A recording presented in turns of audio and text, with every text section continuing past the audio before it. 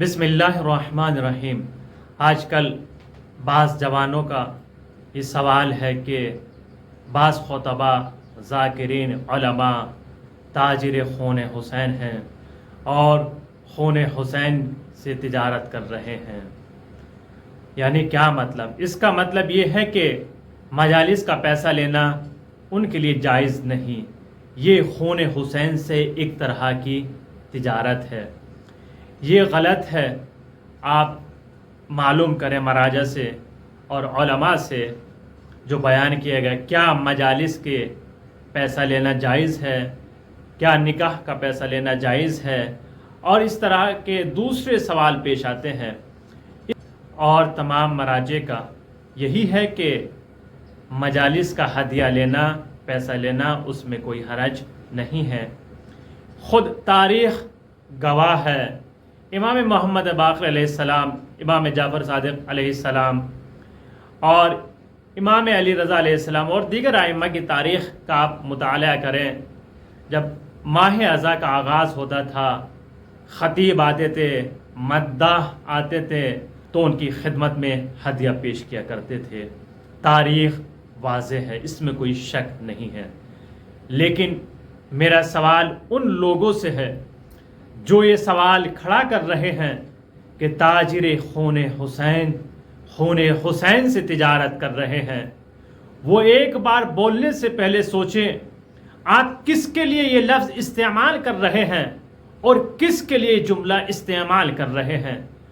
آپ ایک شیعہ اور ایک امام حسین علیہ السلام کے فضائل اور مصائب کو بیان کرنے والے کے لیے استعمال کر رہے ہیں۔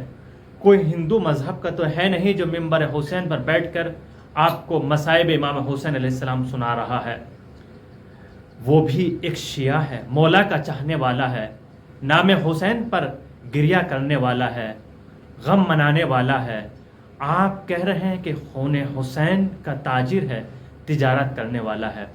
پہلی بات تو یہ ہے کہ مجالس کے لیے تجارت نہیں ہوتی بلکہ ہدیہ پیش کیا جاتا ہے، اور ہدیہ وہاں پیش کیا جاتا ہے جہاں پر ایک انسان کا دوسرے انسان کے لیے تعظیم کا مقصد ہوتا ہے یا اس کو اہمیت دی جاتی ہے۔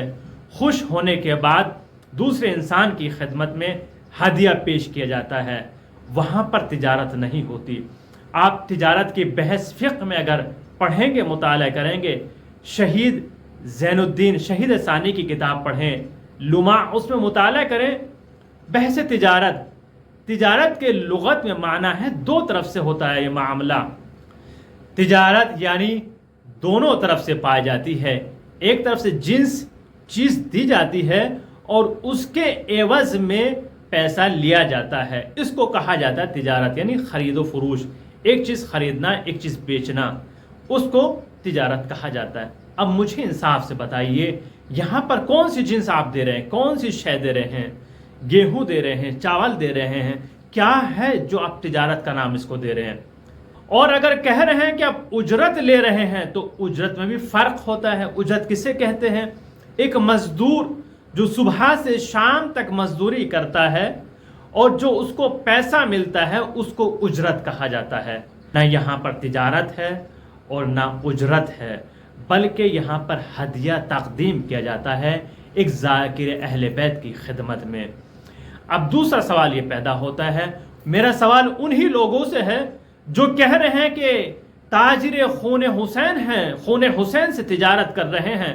جب آپ کے یہاں پر آپ کے کسی عزیز و اقارب یا کسی کے ماں یا باپ کا انتقال ہو جاتا ہے، جب باپ کا انتقال ہو جائے تو واجب ہے بڑے بیٹے پر کہ باپ کی نماز جو قضا ہو گئی ہے۔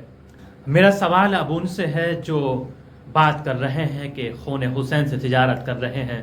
جب آپ کے والد کا انتقال ہو جاتا ہے، آپ پیسہ لے کر ایک عالم دین سے، ایک طالب علم سے یا اس شخص سے ملاقات کرتے ہیں جو نماز صحیح طریقے سے ارکان کے ساتھ نماز ادا کرتا ہو، کہ آپ میرے والد محترم کے لیے نماز اجرت پر پڑھ دیجئے۔ یہاں اجرت دی جاتی ہے، ہدیہ نہیں ہے۔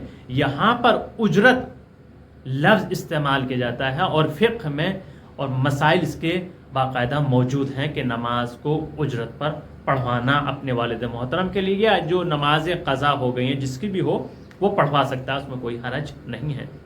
تو اب یہ آپ جو تجارت کر رہے ہیں یہ کیوں کر رہے ہیں؟ یہ بھی نہ کریں، اب غلط ہے، لیکن جہاں دوسروں کا مسئلہ آتا ہے تو وہاں پر خون حسین کا تاجر لفظ بول کر، یہ جملہ بول کر ان کو متہم کیا جاتا ہے، ان کے اوپر نازیب الفاظ بولے جاتے ہیں ان کے لیے۔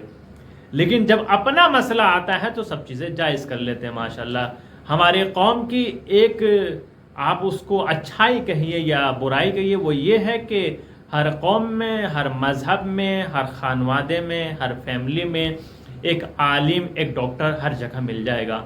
اب مسئلہ معلوم کرنا چاہیے، ماشاءاللہ ہر گھر میں ایک عالم موجود ہے، بخوبی اچھی طریقے سے جواب دیں گے، عالم سے بہتر۔ یہ ہماری قوم کی پستی کی دلیل ہے یہ۔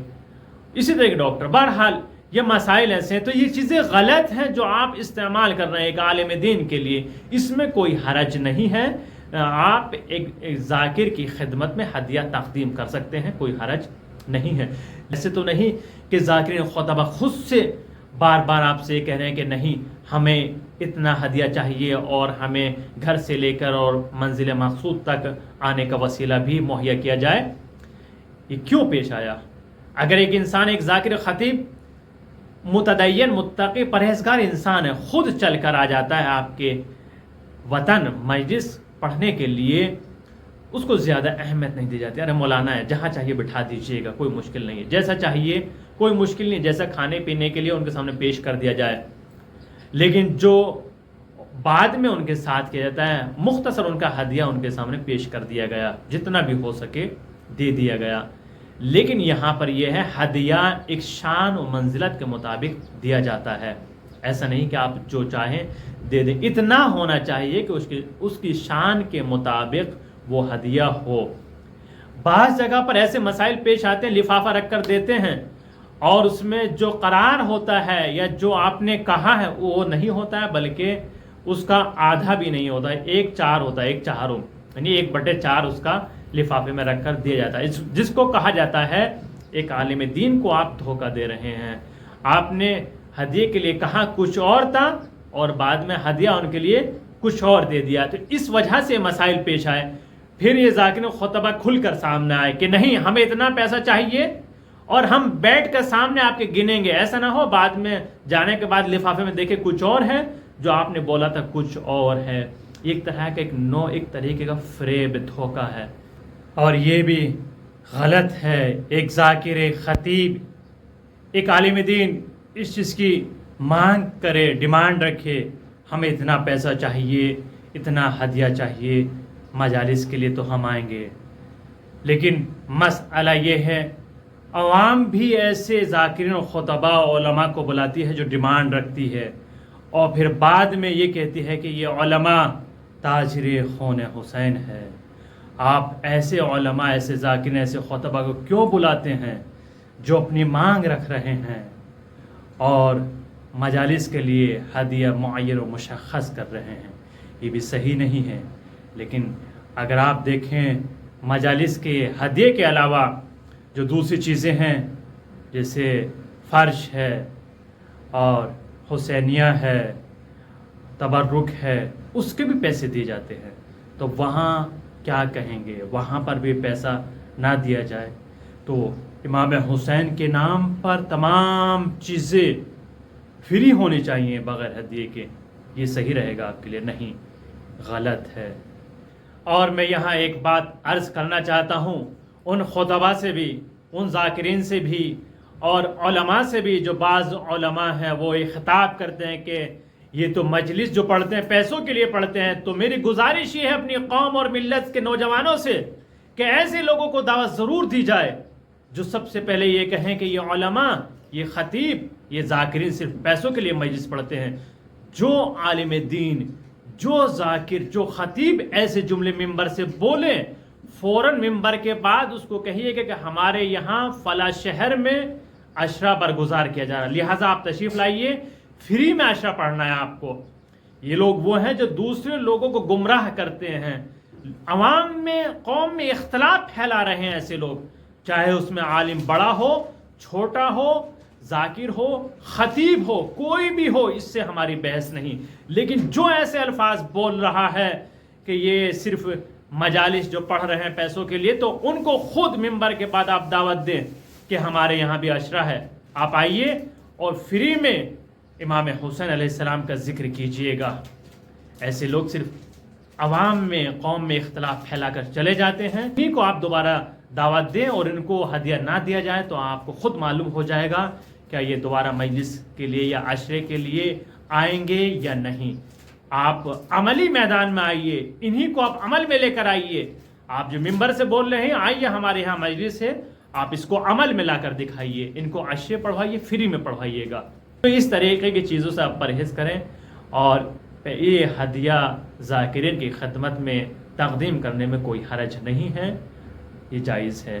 اس ویڈیو کو زیادہ شیئر کریں. آپ سے گزارش ہے مکتب جعفری چینل احکام کو زیادہ سے زیادہ شیئر کریں اور سبسکرائب بھی کروائیے تاکہ یہ چینل آگے بڑھے اور ہم آپ تک ہر مسئلے کا حل آپ کی خدمت میں پیش کرتے رہیں اور تمام مسائل فقہی کو آپ کی خدمت میں بیان کرتے رہیں. آپ سبسکرائب کر کے ہمارا تعاون ضرور فرمائیے گا.